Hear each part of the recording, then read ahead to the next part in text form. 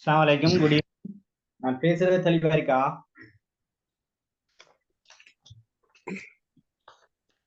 நான் பேசுறது தெளிவா இருக்கு தானே? ஓம் சார். ஓகே, அப்ப நாங்க டிரெக்டா என்ன செய்யலாம் சொன்னால் கேள்விகளுக்கு போகலாம். சரியா? நாங்க இன்றைக்கு கைடன்ஸ் கவுன்சிலிங்ன்ற பாடத்துல நாங்க ஸ்டார்ட் பண்ணி அதை முடிச்சுட்டு அடுத்த பாடங்களுக்கு போகணும்னு பார்த்தோம். ஓகே, அந்த அடிப்படையில இது கடைசியா நடந்த ஒரு பேப்பரை மிக வேகமாக நாங்க என்ன செய்வோம் பார்ப்போம். அதோட சம்பந்தப்பட்ட வேற சில கேள்விகளையும் நாங்க பார்ப்போம். நான் உங்களுக்கு கொஞ்சம் பிடிஎஃப் அந்த விஷயம் எல்லாம் போட்டுருக்கேன். அந்த என்ன காம்பரேட்டிவ் எஜுகேஷனுக்கு இன்னும் 2-3 போடுவேன். நான் சிலதுகள் அந்த வேற வேற ஃபோல்டர்களில் கிடக்கு. நான் அதை தேடி நான் உங்களுக்கு போட்டு விடுறேன். சரிதானே? ஓகே, நாங்க இப்ப இதுவும் எப்படிதால் இது இந்த பேப்பர்ல இந்த ஒன்-வேர்ட் ஆன்சர் கேள்வி எழுதியிருக்கிற அதே நேரம் பகுதி 2ல அந்த கட்டமைக்கப்பட்ட அந்த வினாக்கள் இருக்கிறத நாங்க பார்க்கலாம். ஆனால் எங்களுக்கு எதிர்வர கேள்வியில வினா பேப்பர்ல வரும். அப்ப அதுல கொஞ்சம் வித்தியாசம் இருக்குன்னு நான் ஏற்கனவே சொல்லிக்கிறேன். அந்த மாடலான எல்லா பேப்பரும் வருவதற்கான வாய்ப்பு இருக்கு. ஆகவே நாங்க பொதுவாக எந்த இதையும் கேள்வியை நாங்க பார்த்துட்டு போவோம் சொன்னால் நாங்க எப்படி கேள்வி வந்தாலும் எங்களுக்கு அதுக்கு விடையளிக்கக்கூடியதாக இருக்கும். ஓகே, அப்ப நாங்க இதுல பார்ப்போம் இந்த பகுதி 1ல் இருக்கிற கேள்விகள். அந்த ஏற்கனவே மாதிரி என்ன அந்த விடை இலக்கம் இருக்கும். அந்த விடை இலக்கத்தை தெரிவு செய்து எழுதுற ஒரு இதுதான் இது இருக்கு.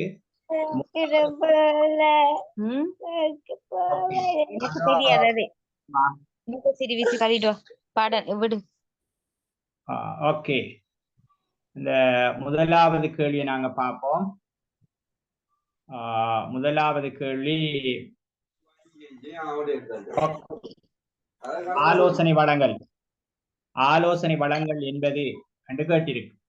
அதாவது ஆலோசனை வழங்கல் கவுன்சிலிங்டா என்ன என்று சொல்லாம அந்த கவுன்சிலிங் என்பது என்று அங்க விட தரப்பட்டிருக்கு. அதுல பொருத்தமான விடையை நாங்க தெரிவு செய்தது.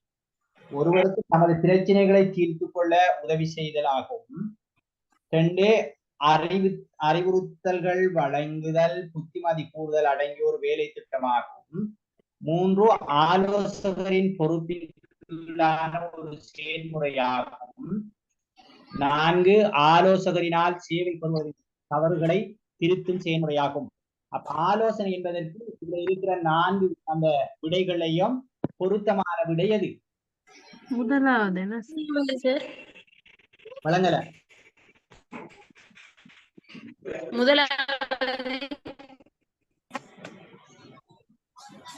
முதலாவது. வேறு ஏதாவது கருத்து இருக்கா?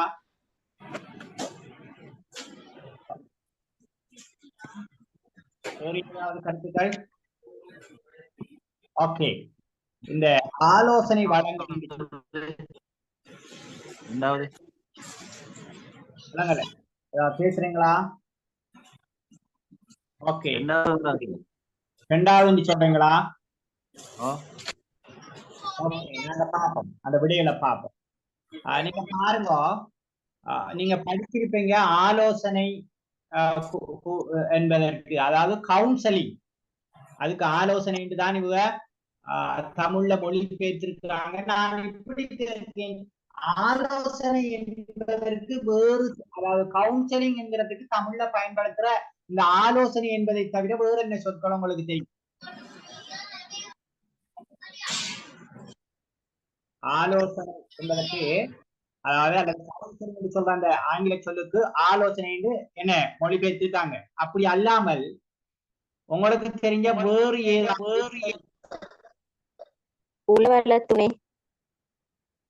வெரி குட், உளவளத்துணை. வேற? உளவளத்துணை என்கிறது மிக பிரபலியமான ஒரு சொல், கவுன்சிலிங் பயன்படுத்தப்படும். வேற என்ன சொல்லலாம்? அந்த ஆற்றுப்படுத்தல் சொல்லலாம். வெரி குட், ஆற்றுப்படுத்தல். ஆற்றுப்படுத்தல். வேற?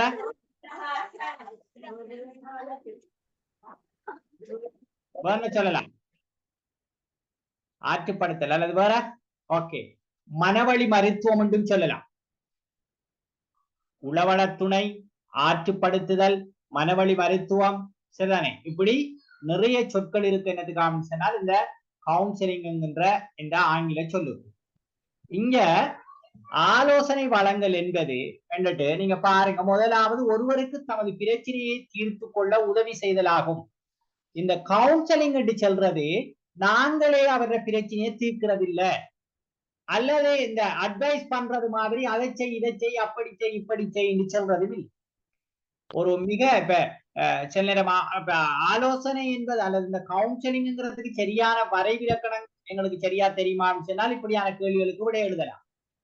ஒருவருடைய பிரச்சனையை அவருக்கு உணர வச்சு அவராகவே அதை உணர செய்து அவருடைய பலம் பலவீனங்களை அவருக்கு விளங்க வைத்து அவருடைய பிரச்சனைக்குரிய தீர்வை அவராகவே எடுத்துக் கொள்வதற்கான உதவி வழங்குகின்ற ஒரு செயல்முறைதான் கவுன்சிலிங் என்று சொல்றது. நீங்க நிறைய இப்ப கால் ரோஜர்ஸ் வரைவிலக்கணத்தின் அடிப்படையில இப்படியான விஷயம் தான் அதுல மிக முக்கியமானதாக இருக்கும். கவுன்சிலிங் தொடர்பாக பல வரைவிலக்கணங்களை உங்களுக்கு சொல்லலாம். அப்படி வேணுமென்றால் கவுன்சிலிங் சம்பந்தமான சில என்ன உங்களுக்கு பவர் பாயிண்ட் அது இதுகளையும் சில இதுல நான் போட்டு விடையிலும். அப்ப இங்க என்ன சொல்ல வாரமாம் சொன்னால், இப்ப ஆலோசனை வழங்கல் என்று சொல்றது இதுல மிக பொருத்தமான விட என்னன்னா, ஒருவருக்கு தமது பிரச்சனையை தீர்த்து கொள்ள நாங்க உதவி செய்யறது. இப்ப அறிவுறுத்தல்கள் வழங்கி புத்திமதி கூறுற விஷயம் இந்த கவுன்சிலிங்குள்ள வர மாட்டாது. அது அட்வைஸ் பண்றதுக்குள்ள வரும். நாங்க அட்வைஸ் பண்றோம்னு சொல்லுவோம் தானே, அதுக்குள்ளான அது வரலாம். அடுத்த ஆலோசகரின் பொறுப்பின் கீழான ஒரு செயல்முறையாகும் என்றால் இங்க கவுன்சிலர் முழுதுக்கும் பொறுப்பு இல்லை. இது மிக முக்கியம். ஒருவருக்கு உலக பிரச்சனையோ அல்லது வேறு பிரச்சனைகளோ இருக்கின்ற சந்தர்ப்பத்துல அவருக்கு கவுன்சிலிங் செய்யணுமாம் சொன்னால் அது முழு பொறுப்பும் ஆலோசகர பொறுப்பு அல்ல. அங்க கிளைண்ட் சொல்ற சேவை நாடியும் அங்க நிறைய விஷயங்கள்ல பொறுப்பேற்கணும். சேவை நாடி ஒத்துழைக்காம ஒரு கவுன்சிலிங்க செய்யலாம். எனவே அப்ப அது மிக முக்கியம். இது ஒரு எம்பத்தியோட ஒர்க் பண்ற ஒரு விஷயம். சிம்பத்தி இருக்கப்படாது. இப்ப ஒரு ப்ரொபோஷனல் ஒர்க் இது எம்பத்தி என்கிற, அதாவது ஒரு இப்ப அவருடைய பிரச்சனையை அவராக நாங்கள் உணர்ந்து அவருக்கு சில என்ன அவரை பிரச்சனையை தீர்த்து கொள்வதற்கான உதவிகளை செய்யற ஒரு விஷயமாக இருக்கணுமே ஒழிய நாங்க அவர பிரச்சனையை அப்படியே தலையில தூக்கி போறது இல்லை.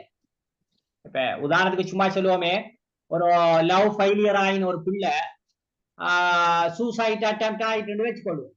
அதை ஒரு அளவு காப்பாத்திட்டாங்க, நீ திரும்பியும் அந்த பிள்ளை சூசைட் பண்ணிடப்படாதுங்கிறதுக்காக ஒரு கவுன்சிலர்கிட்ட கூட்டிட்டு வந்தாச்சு. அப்ப அவரு அந்த சூசைட் நீ பண்ணாம இருக்கிறதுக்கு அந்த பிள்ளோட என்ன மன திடப்படுத்துறதுக்காக வேண்டி கவுன்சிலிங்க செய்யலாம். அப்ப அந்த பிள்ளை தந்த என்ன அந்த காதல் சோக கதைகள் சொந்த கதை எல்லாத்தையும் அந்த பிள்ளை சொல்லும்.